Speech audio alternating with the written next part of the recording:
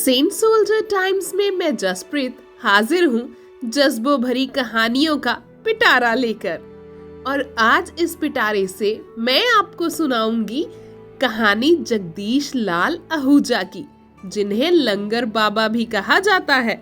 जगदीश लाल आहूजा जी अपनी उम्र की 84 सीढ़ियां चढ़ चुके थे और अंत समय में कैंसर से जूझ रहे थे। खुद बेशक वो ठीक से भोजन न कर पा रहे थे, लेकिन शहर में कोई भूखा सोए उन्हें मंजूर नहीं था। जगदीश लाल आहूजा, जो चंडीगढ़ पीजीआई के बाहर पिछले 38 सालों से गरीबों और जरूरतमंदों को भोजन खिला रहे थे, चाहे आज वो इस दुनिया में भले ना हो, लेकिन लंगर बाबा के नाम से वो हमेशा लोगों के दिलों में जिंदा रहेंगे। हालांकि अपनी इस लंगर सेवा के कारण उनकी संपत्तियां तक बिक गई, लेकिन जगदीश लाल ने लंगर सेवा नहीं छोड़ी। उनका कहना था कि मैं अपनी आखिरी सांस तक लंगर को जारी रखूंगा। ये ऐसा काम है जो मुझे सुकून देता है, इससे मेरी रूह खुश होती है और मेरे मन को शांति मिलती है। लोगों का पेट भरना मेरे भगवान की आज्ञा है और मैं यह काम अंतिम सांस तक करता रहूंगा। आहूजा भले ही एक सफल व्यवसायी थे, लेकिन उनका यह सफर इतना आसान न था। वह 1947 में अपनी मातृभूमि पेशावर से बचपन में विस्थापित होकर पंजाब के मानसा शहर आ गए थे। उस समय उनकी उम्र केवल 12 वर्ष की थी। वे बताते थे कि इतनी कम उम्र से ही उनका जीवन संघर्ष शुरू हो गया था। उनका परिवार विस्थापन के दौरान गुजर गया था। ऐसे में जिंदा रहने के लिए रेलवे स्टेशन पर उन्हें नमकीन दाल बेचनी पड़ी, ताकि उन पैसों से खाना खाया जा सके और गुजारा हो सके। वह कहते थे कि मैंने बचपन भूख से लड़कर गुजारा है और वह यादें मुझे आज भी डराती है।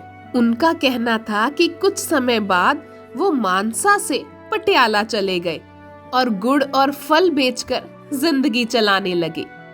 और फिर 1950 के बाद करीब 21 साल की उम्र में आहूजा चंडीगढ़ आ गए। उस समय चंडीगढ़ को देश का पहला योजनाबद्ध शहर बनाया जा रहा था। यहाँ आकर उन्होंने एक फल की रेहड़ी किराए पर लेकर केले बेचना शुरू कर दिया। उनका कहना था कि जब उनके हालात सुधरने लगे तो करीब 38 साल पहले वर्ष 1981 में चंडीगढ़ और आसपास के क्षेत्रों में उन्होंने लंगर लगाना शुरू कर दिया। आहूजा को लोगों को भोजन करवाने की प्रेरणा उनकी दादी माई गुलाबो से मिली थी, जो गरीब लोगों के लिए अपने शहर पेशावर में इस तरह के लंगर लगाया करती थी। बस फिर क्या था, 2001 से आहूजा ने भी पीजीआई अस्पताल चंडीगढ़ के बाहर हर दिन लंगर लगाने लग गए, जहां उत्तर भारत के दूर दराज इलाकों से आने वाले सैकड़ों मरीज व उनके परिजन भोजन करते थे। जगदीश लाल की लंगर सेवा के चलते उन्हें भूखा नहीं सोना पड़ता था।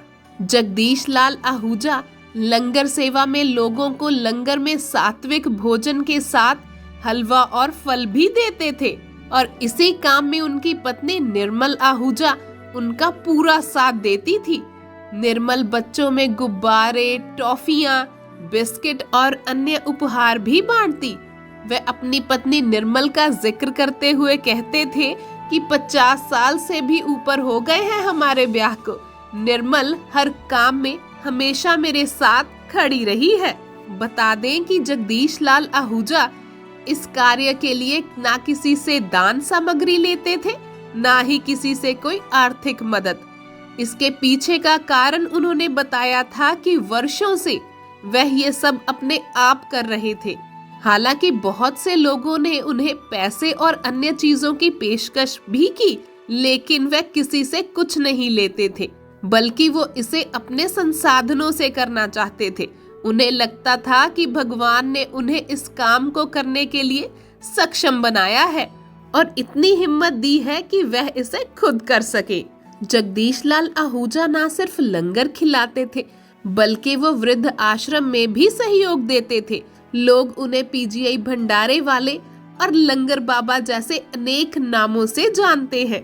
और अगर कोई उनके पैर छूने की कोशिश करता तो वो उसे गुस्से में आकर डांट देते और कहते, अगर आशीर्वाद लेना है तो उस ऊपर वाले सर्वशक्तिमान से आशीर्वाद ले, उसी ने हम सबका दाना पानी लिखा है। बता दें कि जगदीश लाल आहूजा को उनकी इस अथक कोशिश और मेहनत के लिए भारत सरकार द्वारा पद्मश्री से भी सम्मानित किया गया था। आज भले ही वो इस दुनिया में नहीं है, लेकिन उनकी अच्छाई, उनकी याद उनके चाहने वालों के दिलों में हमेशा रहेगी और वो आज भी हजारों लोगों के लिए प्रेरणा है। तो नमन है जगदीश लाल आहूजा जी के जज्बे को, जिन्होंने अपनी परवाह ना करते हुए, पैसे के पीछे ना भागते हुए हजारों लोगों का रोज पेट भरा है। उम्मीद है कि आपको भी जगदीश लाल आहूजा जी की कहानी सुनकर अच्छा लगा होगा। तो बने रहिए सेंट सोल्जर टाइम्स के साथ फेसबुक, यूट्यूब और इंस्टाग्राम पर।